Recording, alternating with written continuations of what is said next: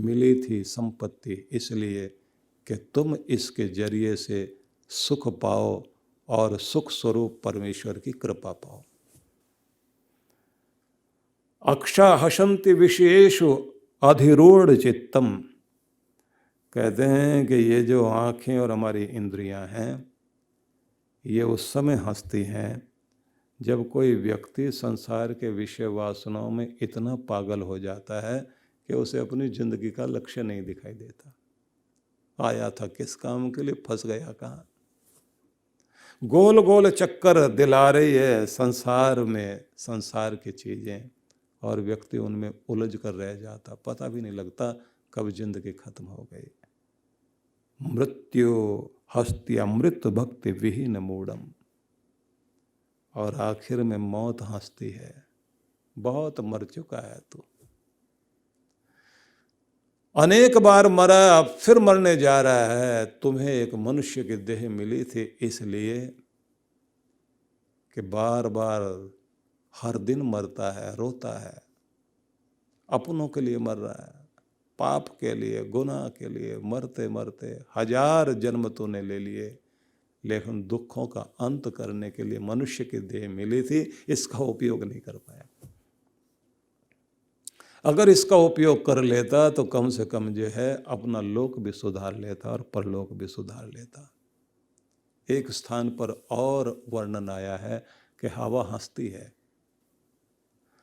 अकड़कर चलने वाले को देखकर ये कहती है कि बहुत हंस रहा है, लेकिन जानता नहीं है दुख की सुई रोज तुझे हिलाती है, लेकिन जिस दिन मौत का आक्रमण होगा तेरे अंदर की हवा निकल जाएगी और तेरे शरीर का एक एक कण कण इस दुनिया में बिखर जाएगा।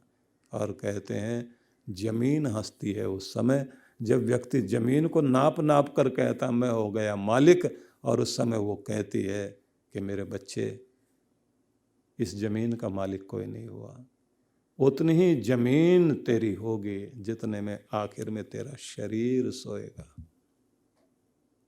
चिता जलेगी या मिट्टी में दबेगा।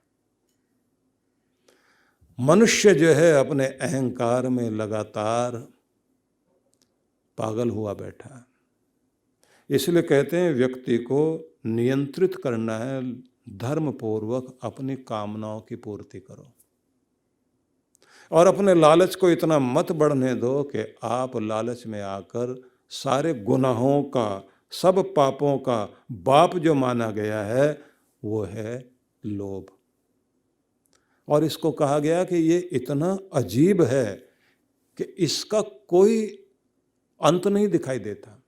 मतलब काम विकार भी व्यक्ति का जागेगा तो उसकी भी एक सीमा है, क्रोध की भी एक सीमा, लालच की कोई सीमा नहीं। जितना आ जाए इंसान के पास उतना कम नजर आता है, और जोड़ते जोड़ते जोड़ते जोड़ते इंसान अपनी जिंदगी के आखिरी लम्हे तक पहुंच जाता है। और वही शायर की पंक्ति कि आगाह अपनी मौत से कोई बशर नहीं, और सामान 100 बरस का और पल की खबर नहीं। तुमने 100 बरसों तक का सामान इकट्ठा कर लिया, लेकिन पलक की भी तुम्हें खबर नहीं है। इकट्ठा किया था अपनी खुशी के लिए, लेकिन खुशी जिंदगी में मना नहीं पाए।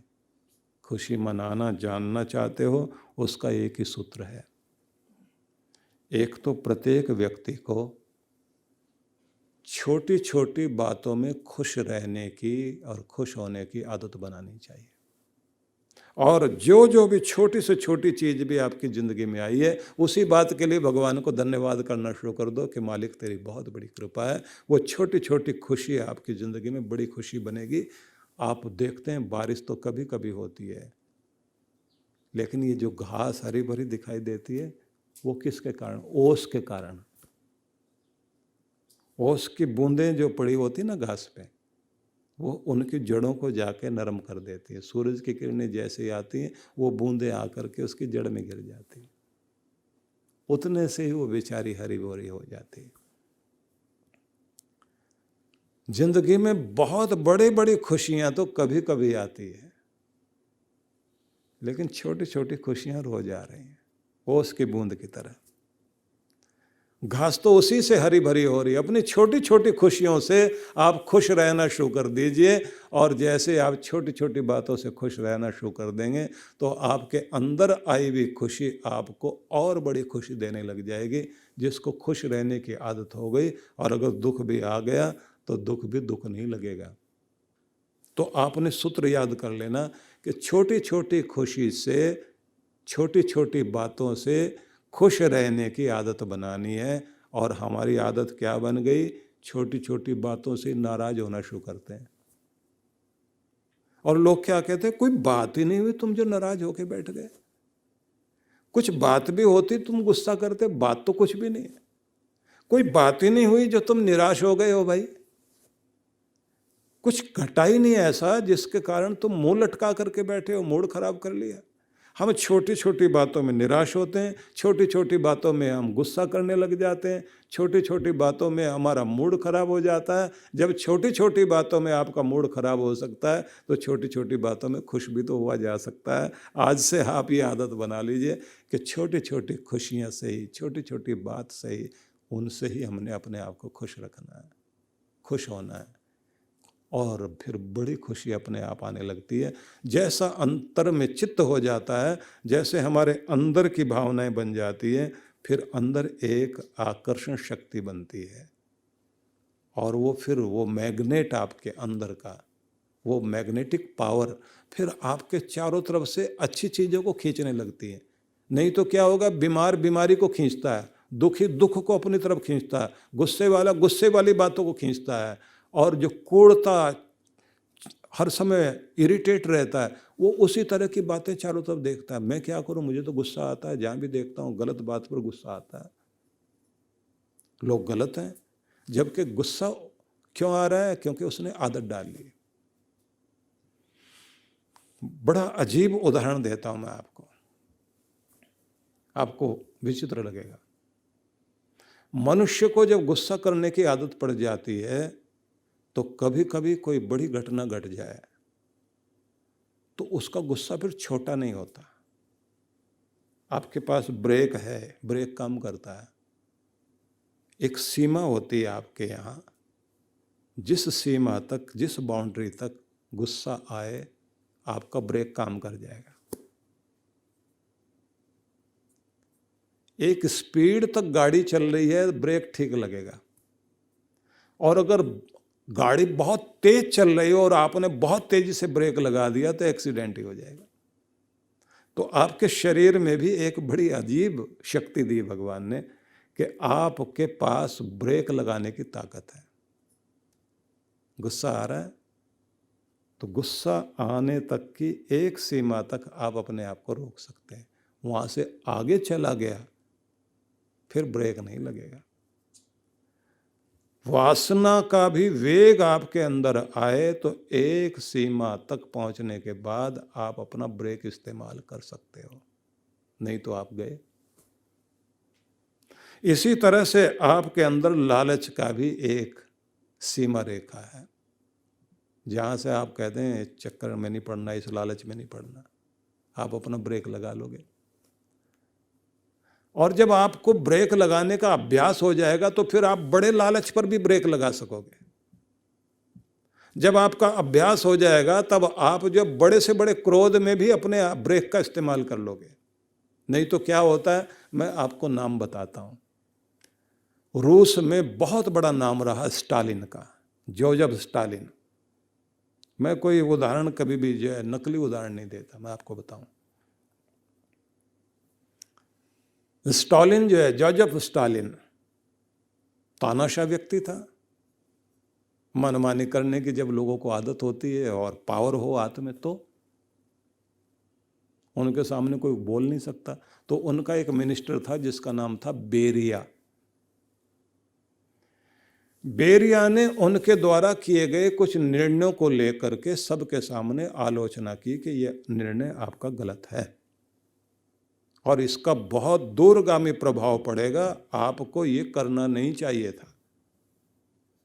कुछ चीज़ों के लिए सलाह कर लेना उचित होता है। आप अगर इसी तरह निर्णय लेंगे तो उसके कारण आपका ही सम्मान घटेगा और जनता में आपका मान घटेगा और इसका प्रभाव जनता भी भोगेगी, आप भी भोगोगे।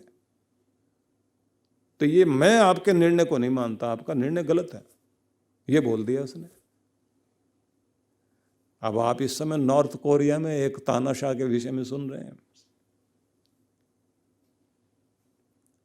तो आगे कुछ बताने की जरूरत तो है नहीं।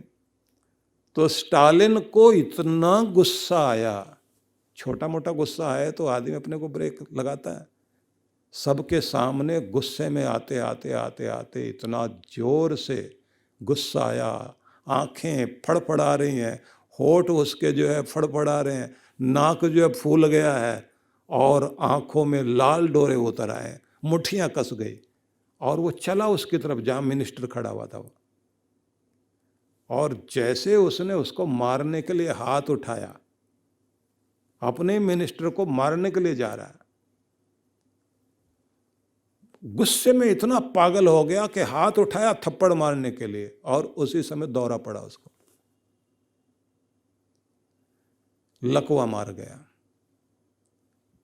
ब्रेन हेमरेज भी तो बहुत तेज आपके गुस्सा चढ़ा हुआ हो या तनाव हो या चिंता हो, जो नाड़ियां जो है यहाँ से बराबर से जाती है ना ऊपर मस्तिष्क में, इनमें भी तो ब्लॉकेज होती है ना, जैसे हार्ट की नाड़ियों में ब्लॉकेज होती है ऐसे यहाँ भी होती है, यहाँ भी स्टेंट डाले जाते हैं इधर। अब इतने तेजी से उसको जो है गुस्सा आया, हाथ चलाने के लिए उठाया था, हाथ वहीं लटक गया ऐसे, और आपको आश्चर्य होगा अगले दिन उसकी मौत हो गई। गुस्सा कर लेना तो आसान है, और आदत पड़ी हुई है लोगों को, बर्दाश्त करने की आदत है नहीं। इसका परिणाम क्या है कि हम लोग अपनी जिंदगी खराब कर रहे हैं। गुस्से में आएंगे गोली चला देंगे, गुस्से में आएंगे डंडा मार देंगे, गुस्से में आए तो तलवार उठा ली, और नशा कर लिया और उसके बाद किसी ने गुस्सा दिला दिया, अपना ही बच्चा उठा कर दीवार में फेंक के मार दिया। ऐसे कितने पागल लोग हैं।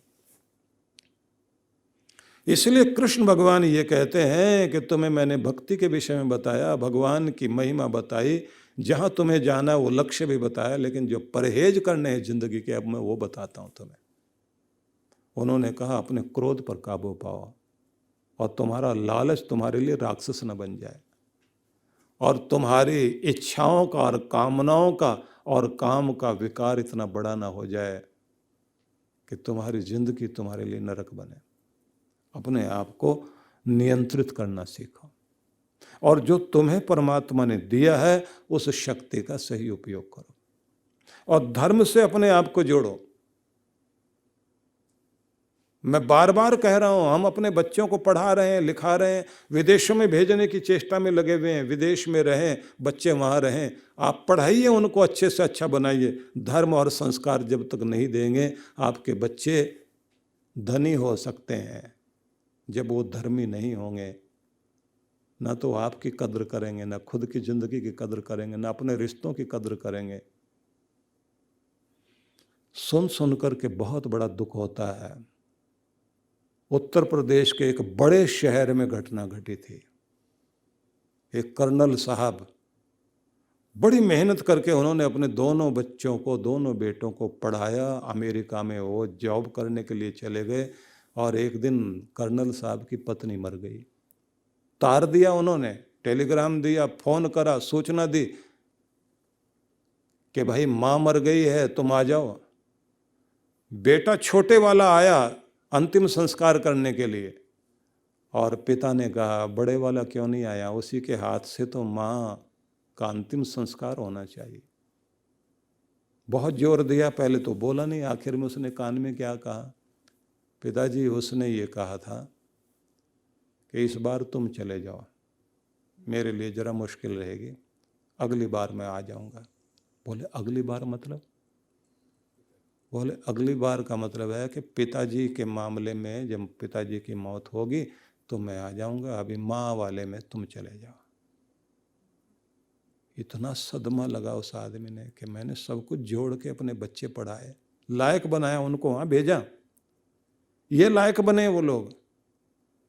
दिल में बैठ गई बात, एक तो पत्नी के जाने का गम, लाश पड़ी हुई घर में, बाथरूम में गया और जाकर अपने आप को गोली मार ली, और उससे पहले कागज पे लिख दिया कि बेटा दोनों का ही संस्कार करके जा,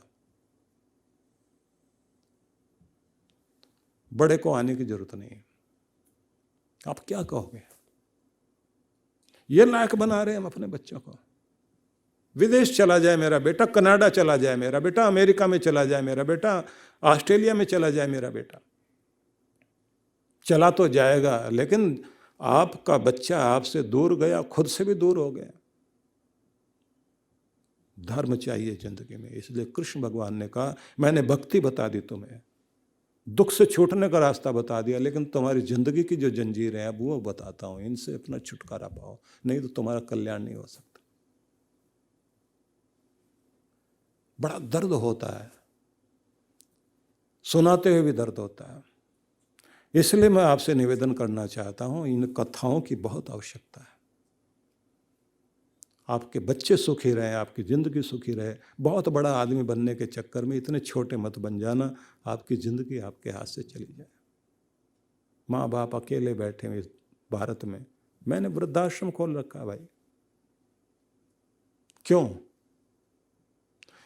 पीड़ा नहीं कहना चाहता आपके सामने, बस अपनी आत्मा को परमात्मा की तरफ लगाओ। हिमालय की गोद में पहाड़ों की वादियों के बीच व्यास नदी के तट पर मनाली ध्यान साधना शिविर। जन्म जन्मांतरों की पीड़ाओं से बाहर निकलने के लिए चांद्रायण अद्भुत तप है। इस बार के ध्यान साधना के लिए कुछ विशेष कार्यक्रम रखे गए हैं। एक तो नित्य साधना कराई जाएगी, दूसरी होगी डिवाइन ब्लिस मेडिटेशन, तीसरी जो है वो दिव्य शक्ति साधना कहेंगे, जिसका मतलब होगा कि आप जो है विश्व शक्ति से कैसे जुड़ सकते हैं, और साथ में वॉकिंग मेडिटेशन भी इसके अंतर्गत होगा।